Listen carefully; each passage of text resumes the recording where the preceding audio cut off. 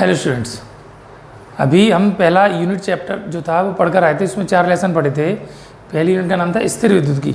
आज से हम नए यूनिट जो सेकंड यूनिट है अपनी उसको स्टार्ट करने वाले हैं। यूनिट का नाम है धारा विद्युत की। तो आज जो अपन यूनिट स्टार्ट करने वाले हैं उस यूनिट का नाम है धारा विद्युत की। आपका सिलेबस यूनिट के हिसाब से, चैप्टर के हिसाब से नहीं है। चैप्टर 17 हैं लेकिन यूनिट है 10। जो भी पोर्शन बनता है वो यूनिट वाइज बनता है। ये यूनिट 3 नंबर की है, ये यूनिट 3 नंबर की है। तो ये यूनिट आपकी सेकंड यूनिट है, ये 5 नंबर की है। अभी पिछले सिलेबस के हिसाब से अगर हम देखते हैं तो धारा विद्युत की है क्या। पिछली यूनिट में हमने पढ़ा था कि जब आवेश स्थिर अवस्था में रहता है, जो चार्ज है वो रेस्ट में है स्थिर अवस्था में, तो उसके क्या क्या गुण धर्म होते हैं, कैसे कैसे क्या क्या प्रभाव उत्पन्न करता है, कितना बल लगाता है, कितना विद्युत क्षेत्र उत्पन्न करता है, किस प्रकार का विभवांतर उत्पन्न करता है, किस प्रकार आवेश को इकट्ठा किया जा सकता है, एटसेट्रा एटसेट्रा। इसके बारे में जो जो विशेष गुणधर्म थे, जो जो विशेषताएं, उनके बारे में हमने अध्ययन किया। ये जो यूनिट है हमारी सेकंड यूनिट, इसका नाम धारा विद्युत की है। इसके अंतर्गत जैसे नाम से समझ में आ रहा होगा, विद्युत की यानी विद्युत के बारे में हमको पढ़ना है। ये कौन सी विद्युत के बारे में पढ़ना है? जो धारा के रूप में है। किसके रूप में है? धारा के रूप में। धारा क्या होता है तो हम अच्छी तरीके से जानते हैं। जो पिछली क्लास में आपने 9वीं 10वीं क्लास में पढ़ कर आए थे, खासतौर पर 10वीं क्लास में था। धारा क्या होती है? धारा होती है जब भी कोई आवेश किसी भी चालक में गति करता है और जिस दर से गति करता है, आवेश तो जा रहा है लेकिन उसकी दर क्या है, 1 सेकंड में कितना आवेश प्रवाहित हो रहा है, उसकी जो दर है, उसकी जो मात्रा है, उस मात्रा को कहते हैं विद्युत धारा। यहाँ पर अपने को जो पढ़ना है इस पूरी यूनिट के अंदर कि आवेश गति करेगा यानी धारा बहेगी, उस धारा के क्या क्या गुणधर्म होते हैं, कितनी धारा होती है, कैसे धारा प्रवाहित होती है, कैसे परिपथ बनते हैं, परिपथों में उस धारा से कौन कौन से अनुप्रयोग होते हैं, कैसी ऊर्जा उत्पन्न होती है, क्या ऊष्मा उत्पन्न होती है, इनके बारे में अपन यहाँ पर अध्ययन करने वाले हैं। खासतौर पर धारा के द्वारा उत्पन्न होने वाले परिपथ, उसमें प्रतिरोध भी हो गया, प्रतिरोधकता भी हो गई, चालकता हो गई, चालकत्व हो गया, विशिष्ट प्रतिरोध, विशिष्ट चालकता, इस प्रकार की कुछ चीज़ें हैं। इनके बारे में अपने को इस चैप्टर में डिटेल में पढ़ना है। चैप्टर नहीं, यूनिट में पढ़ना है। ये जो यूनिट है इसके अंदर 2 लेसन है। जो पहली यूनिट थी उसके अंदर आपके 4 लेसन थे। पहले लेसन का नाम था विद्युत क्षेत्र, दूसरे लेसन का नाम था गॉस की प्रमेय तथा अनुप्रयोग, तीसरा लेसन था उसका नाम था विद्युत विभव और चौथा था विद्युत धारिता। ये 4 लेसन हम पहली यूनिट में पढ़कर आए हैं। दूसरी यूनिट है, इसके अंदर हम है तो एक ही जो यूनिट है उसको हमने 2 हिस्सों में बांटा है। पहली जो चैप्टर इसमें रहेगा हम धारा के बारे में अध्ययन करने वाले, विद्युत धारा कैसे कैसे बहती है, क्या क्या प्रभाव उत्पन्न करती है, उसके बारे में। दूसरा चैप्टर हम जो पढ़ने वाले हैं उसमें हम पढ़ने वाले हैं धारा जब प्रवाहित होती है किसी परिपथ के अंदर, तो विद्युत परिपथ कैसे हैं, कैसे बनते हैं, कौन कौन से संयोजनों का उपयोग होता है, किन किन चीज़ों को जोड़ा जा सकता है, कौन से नियम सिद्धांत सूत्र इनके ऊपर काम करते हैं। ऐसा हम दूसरे चैप्टर में पढ़ने वाले हैं। तो जो पहला चैप्टर है उस चैप्टर का नाम है आपका विद्युत धारा। तो ये तो यूनिट है, यूनिट नंबर 2। लेसन नंबर जो है तो लेसन नंबर है 5, चैप्टर नंबर 5। चैप्टर का नाम है विद्युत धारा। ये लेसन नंबर 5 है, इसको अपन पढ़ने वाले हैं विद्युत धारा। अब विद्युत धारा क्या है? अब इसमें ये यूनिट है, इसमें जो सबसे पहला पोर्शन है वो हम इसी के बारे में पढ़ेंगे। जैसे हमने स्थिर विद्युत की में आवेश से शुरुआत की थी, उसी प्रकार इसमें हम शुरुआत किससे करने वाले हैं? विद्युत धारा से, क्योंकि हमको धारा विद्युत की पढ़नी है, धारा के गुणधर्म पढ़ने हैं। तो धारा के क्या क्या गुणधर्म है उसके लिए धारा हमको पता होनी चाहिए। तो विद्युत धारा क्या होती है तो इसके बारे में डिस्कशन करते हैं, चर्चा प्रारंभ करते हैं। तो विद्युत धारा यानी क्या, सोचिए। आप सब जानते हैं, अभी मैंने उससे पहले आपको जब इस चैप्टर के बारे में प्रस्तावना की थी, इंट्रोडक्शन किया था, उसमें भी मैंने बताया था। तो इस विद्युत धारा यानी क्या, तो आवेश के प्रवाह की दर, जो दर है किसकी? आवेश के प्रवाह की, यानी किसी भी परिपथ में धारा बह रही है, मतलब उस चालक के अंदर आवेश गति कर रहा है, जिस दर से गति करता है उस दर को हम कहते हैं विद्युत धारा। तो क्या है परिभाषा, क्या बन जाएगी? विद्युत आवेश के प्रवाह की दर को विद्युत धारा कहते हैं। इसे I से प्रदर्शित करते हैं। 11वीं में हम पढ़कर आए थे क्या होती है विद्युत धारा? एक मूल राशि है। तो 7 राशियां थी मूल राशियां: द्रव्यमान, लंबाई, समय, ताप, विद्युत धारा, पदार्थ की मात्रा और प्रकाश की तीव्रता। उसमें विद्युत धारा एक राशि थी, इसका मतलब ये मूल राशि है। एक बात, अभी I को आप स्मॉल i से भी दर्शा सकते हैं, कैपिटल I से, डजेंट मैटर। आपकी स्वतंत्रता है, आप जैसे चाहे उसको प्रदर्शित करते हैं। तो विद्युत धारा को I से प्रदर्शित करते हैं। होती क्या है, आवेश के प्रवाह की दर, यानी किसी भी परिपथ में कितना आवेश गति कर रहा है और किस दर से गति कर रहा है। दर का मतलब हम किसका भाग देंगे, समय का। तो आवेश बटे समय, ये जो राशि है वो क्या कहलाती है, आपकी विद्युत धारा। ठीक है, तो I बराबर आवेश को, विद्युत आवेश को हम प्रदर्शित करते हैं Q से और समय को T। तो सूत्र बन जाता है I बराबर Q बटे T। सूत्र क्या हो गया, Q बटे T। हम मात्रक के बारे में बात करेंगे। तो मात्रक ऊपर आवेश है तो कूलम, नीचे समय तो सेकंड, तो कूलम प्रति सेकंड मात्रक बना। लेकिन अभी हमने बताया कि विद्युत धारा क्या है, मूल राशि है। तो मूल राशि के जो भी मात्रक होते हैं वो मूल मात्रक होते हैं। तो विद्युत धारा का जो मात्रक होता है वो क्या होता है, एम्पियर। मात्रक क्या है इसका, तो मात्रक है इसका एम्पियर। तो आवेश के प्रवाह की दर को विद्युत धारा कहते हैं। इसको I से प्रदर्शित करते हैं, I बराबर Q बटे T, और इसका मात्रक आ जाता है एम्पियर। ठीक है, अब विद्युत धारा के बारे में अगर हम इसकी दिशा के आधार पर विचार करें तो ये किस प्रकार की राशि है, तो ये थोड़ा सा समझने की बात है, बहुत महत्वपूर्ण बात है। यह एक अदिश राशि है। क्या है, ये एक अदिश राशि है। इसका जो दिशा के आधार पर अगर हम इसका वर्गीकरण करते हैं तो ये कैसी राशि है, एक अदिश राशि है। अब कई बार हमारे दिमाग में प्रश्न आएगा कि धारा के बारे में हम जानते हैं, धारा हमेशा उच्च विभव से निम्न विभव की ओर, हाई पोटेंशियल से लो पोटेंशियल की ओर बहती है। धारा हमेशा कहाँ से बहती है, प्लस सिरे से माइनस सिरे की ओर। अब इसकी दिशा निश्चित हो गई, हमेशा कैसी बहने वाली है, धन सिरे से ऋण सिरे की ओर। दिशा निश्चित हो गई, उसके बावजूद भी हम कह रहे हैं यह एक अदिश राशि है, सदिश राशि नहीं है। परिमाण है, दिशा है, राशि होनी चाहिए सदिश, नहीं तब भी हम कह रहे हैं यह एक सदिश राशि नहीं है। क्यों नहीं है, इसके बारे में अगर हम विचार करें तो ध्यान कीजिए। जैसे आपके घर में कोई परिपथ आ रहा है, यहाँ से मेन सप्लाई आई, ये सप्लाई स्विच के अंदर जाकर गई और यहाँ से आपका धारा का वितरण हो रहा है। ये अलग अलग कमरों के लिए आपकी धारा चलेगी। तो अगर ये धारा जाती है I, ये धारा इधर चलेगी कोई I1, इधर धारा चलेगी I2 और इधर धारा चलेगी I3। तो हम क्या देखते हैं कि I का मान किसके बराबर होता है, I1 plus I2 plus I3।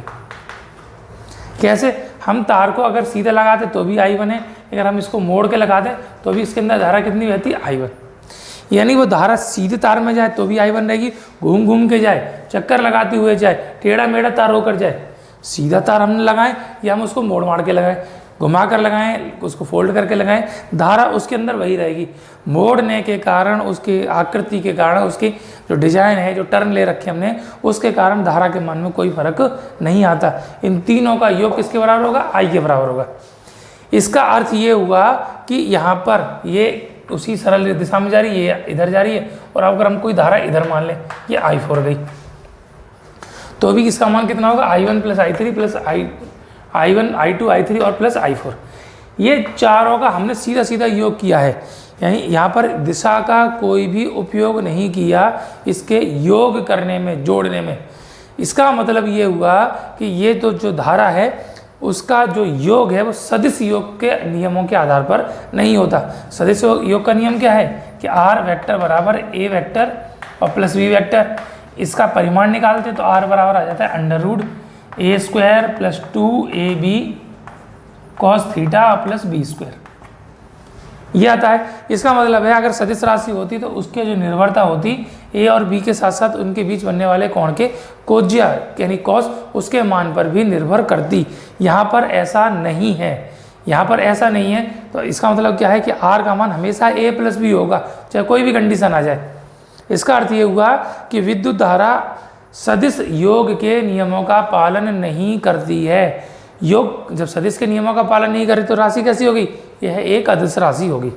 ठीक है, तो ये थोड़ा सा अंडरस्टूड चीज़ थी कि विद्युत धारा क्या है, तो विद्युत धारा एक मूल राशि है और आवेश के प्रवाह की दर होती है। I से दर्शाते हैं Q बटे T, इसका सूत्र होता है, मात्रक होता है इसका एम्पियर। विमा निकालेंगे तो विमा एम्पियर की A की है तो A1, तो विमा कितनी होगी A1। यह एक अदिश राशि है। अदिश राशि क्यों है, क्योंकि यह सदिश योग के नियमों का पालन नहीं करती है। ठीक, तो यहाँ तक की बात होगी इसके बारे में, धारा के बारे में। अगला टॉपिक हम देखेंगे इसके बारे में है क्या, तो थोड़ा सा ध्यान देंगे। अब विद्युत धारा के बाद जो नया अगला जो टॉपिक है, अगला जो जो टर्म है, एक शब्द है, उसके बारे में विचार करेंगे। उसका नाम है धारा घनत्व। क्या चीज़ है? धारा का घनत्व। तो घनत्व हमने जानते हैं, घनत्व होता क्या है। सामान्यतः 10वीं से 11वीं से पहले 10वीं तक हमने घनत्व के बारे में केवल द्रव्यमान के बारे में पढ़ा है कि द्रव्यमान घनत्व, उसको हमने घनत्व नाम दिया है। एक किसी वस्तु के एकांक आयतन में उपस्थित द्रव्यमान की मात्रा घनत्व कहलाती है। तो प्रति एकांक आयतन में कितना द्रव्यमान है, यानी कण कितने पास पास हैं, उतना घना हो गया। लेकिन हमने इसके आगे जब 11वीं में आकर हमने देखा था घनत्व केवल द्रव्यमान के कारण नहीं होता, अलग अलग चीज़ों के कारण अलग अलग घनत्व होता है। यहाँ पर हम जब ने अभी पिछले जो हमारी यूनिट थी उसमें हमने पहले चैप्टर में पढ़े थे आवेश के घनत्व। तो गॉस की प्रमेय वाले दूसरे चैप्टर में पढ़े थे हमने आवेश के घनत्व। तो क्या था आवेश का घनत्व? कि कोई आवेश किसी सतह पर वितरित है तो वो उसका पृष्ठीय घनत्व कहलाता है। उसकी तार की लंबाई पर है तो उसको रेखीय घनत्व कहते हैं, और किसी वस्तु के आयतन में तो उसको आयतन घनत्व कहते हैं। ऐसा हमने पढ़ा था। धारा के बारे में पढ़ेंगे, धारा घनत्व क्या होगा। तो हम जानते हैं धारा हमेशा किसी भी चालक तार के अंदर प्रवाहित होती है। तो हम एक तार के बारे में विचार कर रहे हैं। सामान्यतः जो तार रहते हैं वो बेलनाकार तार रहते हैं। तार की जो आकृति होती है वो कैसी होती है? बेलनाकार आकृति होती है, और इसके अंदर कोई धारा प्रवाहित हो रही है। हमने माना ये धारा आई है। ये धारा जो प्रवाहित हो रही है वो तो आई होगी, Q/T के बराबर होगी। लेकिन जिस चालक तार में प्रवाहित हो रही है उस चालक तार के अगर कोई क्षेत्रफल है, जो क्षेत्रफल है उसके लंबवत होगी। यानी इसको अगर हम इस तरीके से बनाएं, काटें, तो जो धारा प्रवाहित होगी वो कैसे होगी? इस तार के पृष्ठ क्षेत्रफल के लंबवत। ऐसी स्थिति में जो राशि हमको प्राप्त होती है, तो किसी चालक तार के प्रति एकांक क्षेत्रफल में उपस्थित विद्युत धारा कहाँ पर? एकांक क्षेत्रफल में। ये जो धारा होती है इसको बोलते हैं धारा घनत्व। क्या कहते हैं इसको? धारा घनत्व। और इसको J से प्रदर्शित करते हैं। किससे व्यक्त करते हैं? इसको J से। धारा घनत्व क्या हो जाएगा? अगर परिभाषा से हम देखेंगे तो धारा घनत्व बराबर विद्युत धारा बटे क्षेत्रफल। तो किसी चालक तार के प्रति एकांक क्षेत्रफल के लंबवत बहने वाली धारा हमेशा क्षेत्रफल के कैसी है? लंबवत है। क्षेत्रफल ये है तो धारा ये है, क्षेत्रफल ये है तो धारा ये है, क्षेत्रफल ये है तो धारा नीचे की तरफ है। तो क्षेत्रफल की हमेशा कैसी रहती है? लंबवत। तो किसी भी चालक तार के प्रति एकांक क्षेत्रफल के लंबवत बहने वाली विद्युत धारा को धारा घनत्व कहते हैं। यह J से इसको प्रदर्शित करते हैं। मात्रक क्या हो गया? ऊपर धारा है तो मात्रक एम्पियर, नीचे क्षेत्रफल है तो ये हो गया मीटर स्क्वायर। तो इसका मात्रक एम्पियर प्रति मीटर स्क्वायर होता है। विमा के बारे में देखेंगे तो विमा एम्पियर की तो हो गई A1 और मीटर स्क्वायर की हो गई L2। L2 ऊपर जाएगी तो L-2 और A+1। तो इसकी विमा कितनी हो जाती है? L-2 और A+1। तो क्या है धारा घनत्व? कि किसी भी चालक तार के इकाई क्षेत्रफल या एकांक क्षेत्रफल के लंबवत बहने वाली विद्युत धारा की मात्रा धारा घनत्व कहलाती है। इसे J से प्रदर्शित करते हैं। इसका मान I/A के बराबर होता है। ठीक है, तो ये राशि होगी। लेकिन अभी क्या देखा? ये धारा हमेशा कैसी बहती है? जो भी पृष्ठ क्षेत्रफल है उसके लंबवत बहती है। तो क्षेत्रफल के लंबवत, इसका मतलब एक निश्चित दिशा हो गई। तो यह एक सदिश राशि होती है। कैसी राशि है? सदिश। धारा तो अदिश है, लेकिन ये कैसी है? इसकी दिशा सदैव तल के लंबवत है, तो यह एक सदिश राशि है। तो इसको अगर वेक्टर लगाएंगे तो J vector is equal to I/A।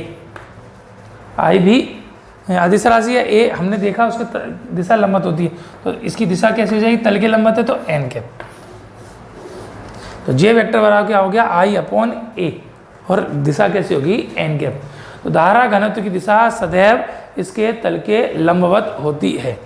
तो इस तरीके से हमको दो राशियों के बारे में भी हमने विचार किया, विद्युत धारा और धारा घनत्व। ठीक है, विद्युत धारा आप पहले से जानते थे, धारा घनत्व एक नई टर्म मिला आपको, उसके बारे में बात की। अब हम बात करते हैं, जब आपके 12th स्टैंडर्ड की बात है तो इसका मैकेनिज्म समझते हैं। विद्युत धारा का मैकेनिज्म क्या है, कैसे धारा प्रवाहित होती है, उसकी यांत्रिकी क्या है, उसके बारे में हम विचार करेंगे। तो है क्या? तो थोड़ा सा इसमें थ्योरेटिकल है, उसको बारे में अपन विचार करेंगे, शब्दों के साथ इसके बारे में विचार करेंगे। तो है क्या कि किसी भी चालक तार में धारा प्रवाहित होती है। तो कब धारा प्रवाहित होती है? जब उसके सिरों पर हम कोई विद्युत विभवांतर उत्पन्न करते हैं। धारा हमेशा उच्च विभव से और निम्न विभव की ओर, यानी प्लस से माइनस की ओर, उच्च विभव से निम्न विभव की ओर प्रवाहित होती है। ठीक है, अब कैसे धारा प्रवाहित होती है, कहाँ से आती है, क्यों आती है, उसके बारे में हम विचार करेंगे। तो 2-3 हमको शब्द मिलने वाले हैं। अभी हम विभवांतर के बारे में इस कंसेप्ट को छोड़ते हैं और केवल धारा के बारे में विचार करते हैं। तो क्या है, तो हमने ऐसा माना कि कोई भी चालक है, चालक किसे कहते हैं, होता क्या चालक, बताइए, सोचिए क्या होता है चालक। तो चालक का मतलब जिसके अंदर आवेश गति कर सकता है, ये हम जानते हैं, लेकिन मूल क्या है, अगर हम इसको थोड़ा सा गहराई से समझें तो चालक किसे कहते हैं कि वह पदार्थ जिसमें इलेक्ट्रॉन मुक्त अवस्था में पाए जाते हैं, यानी मुक्त इलेक्ट्रॉन जिसके अंदर उपस्थित होते हैं उसको हम चालक कहते हैं। अब ये किसी भी धातु के अंदर किसी भी कोई भी हमने पदार्थ लिया, चालक तार लिया या कोई भी और हमने धातु का किसी भी शेप में लिया, उसके अंदर इलेक्ट्रॉन मुक्त अवस्था में है। मुक्त अवस्था में तो क्या करेंगे, ये इधर उधर घूमेंगे, आवारागर्दी करेंगे पूरे पदार्थ के अंदर, हर एक जगह जहाँ उनको इच्छा होगी, जहाँ उनको स्थान मिलेगा उस जगह वो क्या करेंगे, गति करेंगे। कैसे गति करेंगे, तो जैसा हमने 11वीं में गैसों के अणुगति सिद्धांत में पढ़ा था, तो गैस के मॉडल के बारे में, तो गैस के अणु उसके संपूर्ण आयतन में सभी स्थानों पर गति करते हैं। तो ठीक उसी प्रकार किसी भी धातु के अंदर जो इलेक्ट्रॉन मुक्त अवस्था में पाए जाते हैं वो पूरे के पूरे आयतन में, उस पूरे पदार्थ के अंदर स्वतंत्रता पूर्वक मुक्त रूप से वो गति करते हैं। जहाँ उनका मन होता है, जहाँ उनको रास्ता मिलता है, जहाँ उनको जगह मिलती है, उस जगह की ओर ये गति करना प्रारंभ कर देते हैं। मुक्त अवस्था में ये गति करते हैं। अब गति करते करते जब 2 इलेक्ट्रॉन, अब यहाँ से समझना थोड़ा सा इसका मैकेनिज्म आएगा, विस्तार की भी जरूरत नहीं है, जब हम धारा का संबंध निकालेंगे तब तार के बारे में विचार करेंगे। अभी हम मुक्त के बारे में बात कर रहे हैं कि हमने कोई भी किसी प्रकार का कोई आकार ले लिया, इसके अंदर मुक्त इलेक्ट्रॉन है, कोई कहीं गति कर रहा है, कोई कभी ये एक दूसरे के पास आएंगे, कहीं दूर जाएंगे, तो इनकी जो गति है वो कैसी है, मुक्त अवस्था में, यानी स्वतंत्रता पूर्वक गति है। संपूर्ण पदार्थ के अंदर अनियमित रूप से ये गति करने के लिए स्वतंत्र रहते हैं। तो ये इलेक्ट्रॉन स्वतंत्रता पूर्वक गति कर रहे हैं। गति करते करते जब 2 इलेक्ट्रॉन एक दूसरे के निकट आते हैं, एक दूसरे के पास आते हैं, ये इलेक्ट्रॉन इधर जा रहा है, ये इलेक्ट्रॉन इधर आ रहा है, एक दूसरे के पास आते हैं। अब गति करते हुए, गति जो करते हैं तो जा रहे हैं, जाते जाते कब आएंगे, जब एक दूसरे के क्लोजर आते हैं, एक दूसरे के नज़दीक आते हैं। ऐसी स्थिति में अब यहाँ पर क्या लगेगा, 2 आवेशों के बीच लगने वाला बल, और उस बल के लिए कूलाम का नियम। तो कूलाम के नियम से F बराबर क्या होता है, K(Q1 Q2 अपॉन R²। तो ये R दूरी पर जब एक दूसरे के निकट आते हैं, कोई भी अल्प दूरी है वहाँ तक ये पहुँच जाते हैं, तो दोनों आवेश एक दूसरे के ऊपर बल लगाते हैं। कूलाम के नियम से क्या लगाएंगे, बल लगाएंगे, और दोनों के दोनों आवेशों का जो प्रकृति है वो माइनस की है, इसलिए कैसा बल लगाते हैं, प्रतिकर्षण का। तो जब गति करते करते 2 इलेक्ट्रॉन एक दूसरे के निकट आते हैं तो एक दूसरे को प्रतिकर्षित करना प्रारंभ कर देते हैं, एक प्रतिकर्षण का बल लगाते हैं। 2 इलेक्ट्रॉन पास आए, आते गए पास आए और दूर हट जाएंगे, पास आएंगे, गति के कारण जो ऊष्मीय वेग है उसके कारण तो ये नज़दीक आ रहे हैं। इसके अंदर जो स्वयं की गति है वो ऊष्मीय वेग कहलाती है। उसमें आपने फोटोन मॉडल में प्रकाश विद्युत प्रवाह में पढ़ लिया, इलेक्ट्रॉन को ऊर्जा मिल जाती है और वो गति करना प्रारंभ कर देता है, कुछ ऊर्जा निकलने में खर्च करता है, शेष उसको उसके अंदर जब बाहर हो जाता है तो मुक्त अवस्था में आ जाता है पदार्थ के बाहर। लेकिन धातु के अंदर तो गति करना प्रारंभ करता है, ऊर्जा के कारण ऊर्जा उसको ऊष्मा के रूप में मिल जाती है, इसलिए उसको वेग को बोलते हैं ऊष्मीय वेग। तो ये ऊष्मीय वेग के कारण एक दूसरे के निकट आते हैं, और जब निकट आते हैं, जैसे ही एक दूसरे के समीप पहुंचते हैं, जो इनकी रेंज है उस रेंज तक आते हैं, फिर एक दूसरे को दूर हटा देते हैं, यानी प्रतिकर्षण बल लगाते हैं। तो 2 इलेक्ट्रॉन निकट गति करते करते आते हैं और प्रतिकर्षित करते हैं, यानी एक दूसरे से दूर हटते हैं। तो इस घटना को हम कहते हैं इनके मध्य संघट्ट। 2 इलेक्ट्रॉन जब एक दूसरे के निकट आकर एक दूसरे को प्रतिकर्षित करते हैं, यानी एक दूसरे से दूर हटते हैं, तो ये घटना इन इलेक्ट्रॉन के मध्य संघट्ट यानी टक्कर कहलाती है। संघट्ट शब्द सुना है आपने, ध्यान मारा होगा, 11वीं क्लास में आपने पढ़ा था, पदार्थों के मध्य उनकी टक्कर, संघट्ट हमने पढ़ा था। तो ऐसे यहाँ पर जब 2 इलेक्ट्रॉन एक दूसरे के निकट आते हैं तो एक दूसरे से टकराते हैं, यह घटना उनके मध्य टक्कर यानी संघट्ट कहलाती है। यह संघट्ट पूर्णतः प्रत्यास्थ होता है। संघट्ट कैसा है, ये प्रत्यास्थ संघट्ट है। प्रत्यास्थ का मतलब क्या होता है, तो प्रत्यास्थ संघट्ट, अप्रत्यास्थ संघट्ट और पूर्णतः अप्रत्यास्थ संघट्ट। 3 प्रकार के पढ़े थे। तो प्रत्यासंघट के हमने क्या पढ़ा था कि 2 पदार्थों के मध्य होने वाला वह टक्कर या वह संघट जिसमें कोई भी प्रकार की ऊर्जा की कोई हानि नहीं होती है, वो टक्कर उनके मध्य क्या कहलाती है? प्रत्यास्थ टक्कर। तो 2 इलेक्ट्रॉन एक दूसरे के निकट आते हैं, एक दूसरे से हटकर प्रतिकर्षित होकर दूर हट जाते हैं, तो यह घटना उनके मध्य टक्कर कहलाती है, संघट कहलाती है। यह संघट कैसी होती है? पूर्णतः प्रत्यास्थ होती है।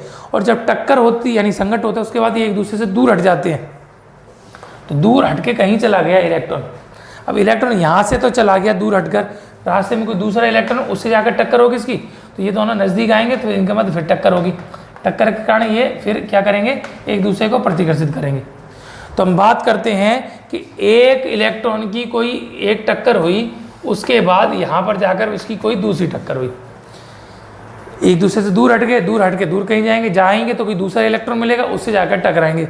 तो किसी एक इलेक्ट्रॉन की 2 क्रमागत टक्करों के मध्य इलेक्ट्रॉन जो दूरी तय करता है, जो रास्ता तय करता है, उस रास्ते को उसका मुक्त पथ, क्या कहते हैं उसको? मुक्त पथ कहलाता है। तो 2 क्रमागत टक्करों के मध्य इलेक्ट्रॉन द्वारा तय की गई दूरी वो कैसी कहलाती है? उसकी मुक्त पथ कहलाती है। अब यहाँ पर टक्कर होगी, उसके बाद फिर कहीं तीसरी जगह जाएगा, तीसरी से टक्कर होगी तो अगला मुक्त पथ हो गया, फिर चौथी टक्कर, फिर अगला मुक्त पथ। इस प्रकार ये अलग अलग टक्करों में टकराता रहता है, मुक्त पथ इसके कहलाते हैं। ठीक है, ये जो रास्ता है वो तो मुक्त पथ कहलाता है। दूसरा, एक टक्कर से दूसरे टक्कर के मध्य जो समय लगता है, जो टाइम उसने खर्च किया, पहली टक्कर दूसरी टक्कर, ये जो समय लगा, इन 2 टक्करों के बीच उसकी कोई भी टक्कर नहीं है। ये जो समय है उस समय को उसका विश्रांति काल, रिलैक्सेशन टाइम, एक टक्कर से दूसरे टक्कर तक रिलैक्स है तो उस समय को उसको क्या बोलते हैं? उसका विश्रांति काल कहते हैं। बात समझ में आई? तो जब 2 इलेक्ट्रॉन गति करते करते एक दूसरे के निकट आते हैं, प्रतिकर्षण के कारण दूर हट जाते हैं, यह घटना उनके मध्य क्या कहलाती है? संघट या टक्कर कहलाती है।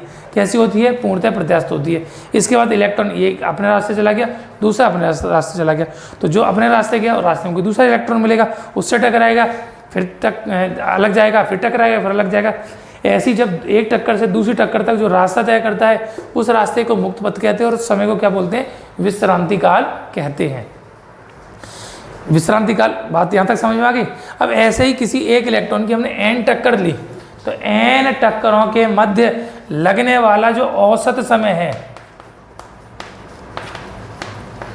उस औसत समय को क्या बोलते हैं? ये जो औसत समय है ये कहलाता है इसका माध्य विश्रांति काल।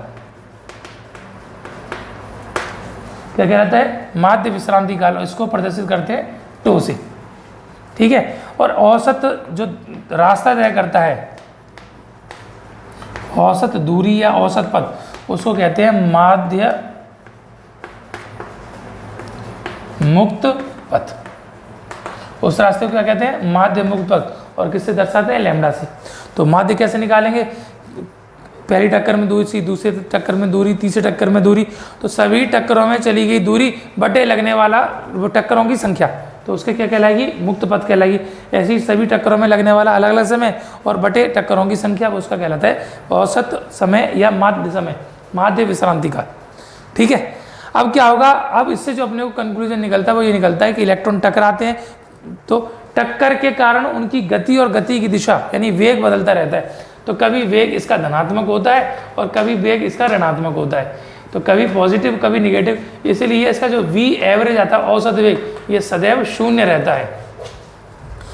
तो जब इलेक्ट्रॉन 2 एक दूसरे से टकराते हैं, टकराने के कारण इनके मध्य जो प्रत्यास्थ टक्कर होती है, ये गति और दिशा बदल जाती है, तो वेग बदलता रह जाता है। वेग बदलता रहता है, इसलिए किसी n टक्करों में उसका जो वेग होता है कभी प्लस का और कभी माइनस का, इसलिए उसका औसत वेग कैसा रहता है? हमेशा 0 हो जाता है। जो समय लगता है उसको उसका विश्रांति काल कहते हैं और जो रास्ता तय करता है वो मुक्त पथ कहलाता है।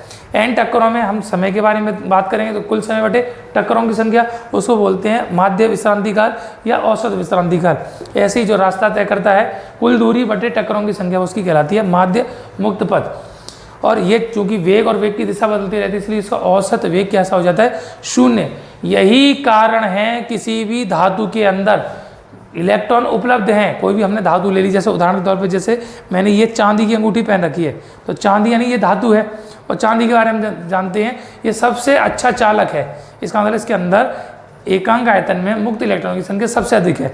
मुक्त इलेक्ट्रॉन में तो गति कर रहे हैं, गति करने के बावजूद मुझे इसमें करंट क्यों नहीं लग रहा, धारा का अनुभव क्यों नहीं हो रहा, तो उसकी वजह यही है कि इनके अंदर जो इलेक्ट्रॉन गति करते हुए टकरा रहे हैं उनका औसत जो वेग है वो क्या हो जाता है, शून्य हो जाता है। यही कारण है इसके अंदर कोई प्रभावी धारा प्रवाहित नहीं होती। ठीक है, तो धारा कब प्रवाहित होती है वो और समझ लीजिए यहाँ तक इसके मैकेनिज्म में। तो धारा कब प्रवाहित होती है, तो जब किसी चालक तार के सिरों के मध्य विद्युत विभवांतर उत्पन्न कर दिया जाता है, एक प्लस और एक माइनस, तो सारे के सारे मुक्त इलेक्ट्रॉन निम्न विभव से उच्च विभव की ओर संरेखित होकर चलना प्रारंभ कर देते हैं। जब तक विभवांतर नहीं है तो इलेक्ट्रॉन फ्रीली गति कर रहे हैं, मुक्त अवस्था में गति कर रहे हैं। लेकिन जैसे ही विभवांतर लगा दिया तो सारे के सारे क्या करेंगे, ये ऋण सिरा इसको प्रतिकर्षित करेगा, धन सिरा आकर्षित करेगा, तो सारे के सारे संरेखित होकर यानी एक ही निश्चित दिशा में गति करना प्रारंभ कर देते हैं। और जिस वेग से वो प्रारंभ करते हैं, वेग जिससे वो प्रारंभ करते हैं उसको क्या बोलते हैं, जिस वेग से वो गति करना प्रारंभ करते हैं उसको कहते हैं अपवहन वेग। क्या कहलाता है, अपवहन वेग। इसको अनुगमन वेग भी कहा गया है, अनुगमन वेग, अंग्रेजी में इसको बोलते हैं ड्रिफ्ट, तो ड्रिफ्ट वेलोसिटी, इसीलिए इसको वेलोसिटी v और सफिक्स में d इससे प्रदर्शित करते हैं। तो हमको यहाँ पर जो परिभाषा मिली वो किसकी मिली, ड्रिफ्ट वेलोसिटी की, अनुगमन वेग या अपवहन वेग की। ये बात समझ में आ गई। तो पूरी बात क्या है कि जब किसी धातु के अंदर मुक्त इलेक्ट्रॉन उपस्थित हैं वो अनियमित रूप से इधर उधर गति करते हैं। गति करते करते जब दो इलेक्ट्रॉन एक दूसरे के निकट आते हैं तो एक दूसरे को प्रतिकर्षित करके एक दूसरे से दूर हट जाते हैं। यह घटना उनके मध्य संघट यानी टक्कर कहलाती है।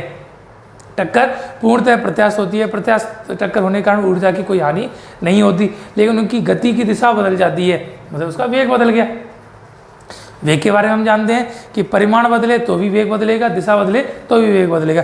यहाँ दिशा बदली इसका मतलब वेग उसका बदल गया, वेग बदल जाता है। वेग बदलने के कारण ये इधर उधर गति करना शुरू कर देते हैं, गति करते रहते हैं।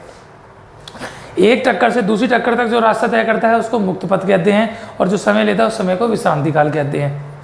वेग बदल जाता है। ऐसी अगर हम n टक्करों के बारे में विचार करें तो n टक्करों में उसका औसत वेग यानी सभी प्रकार का वेग बटे टक्करों की संख्या, तो कभी वेग प्लस का और कभी वेग माइनस का है, तो उसका औसत वेग हमेशा कैसा रहता है, शून्य रहता है। जो दूरी तय की जाती है वो माध्य मुक्त पथ कहलाती है, और जो समय लगता है उसको माध्य विश्रांति काल या औसत विश्रांति काल कहते हैं। उसका औसत वेग शून्य हो गया, इसके कारण उसके अंदर कोई प्रभावी दिशा नहीं होती, इसके कारण कोई प्रभावी धारा नहीं होती। लेकिन जैसे ही हम चालक के सिरों के मध्य विभवांतर उत्पन्न करते हैं तो सारे के सारे इलेक्ट्रॉन एक नियत सूक्ष्म वेग से निम्न विभव से उच्च विभव की ओर गति करना प्रारंभ कर देते हैं, जिसके कारण आवेश एक निश्चित दिशा में गति करना प्रारंभ करता है। जिस वेग से वो प्रारंभ करते हैं उसको उसका अनुगमन वेग या अपवहन वेग कहते हैं। इसको Vd से प्रदर्शित करते हैं। तो ये विद्युत धारा का मैकेनिज्म हो गया। जब विभवांतर उत्पन्न करते हैं तो इसके अंदर ये अनुगमन वेग Vd आता है। ठीक है, बाकी का काम अपन इसके बारे में करेंगे। तो धारा का अनुगमन वेग के साथ संबंध और विभवांतर का अनुगमन वेग के साथ संबंध और फिर ओम का नियम वगैरह वगैरह इसके बारे में पढ़ने वाले हैं। ठीक है, थैंक यू।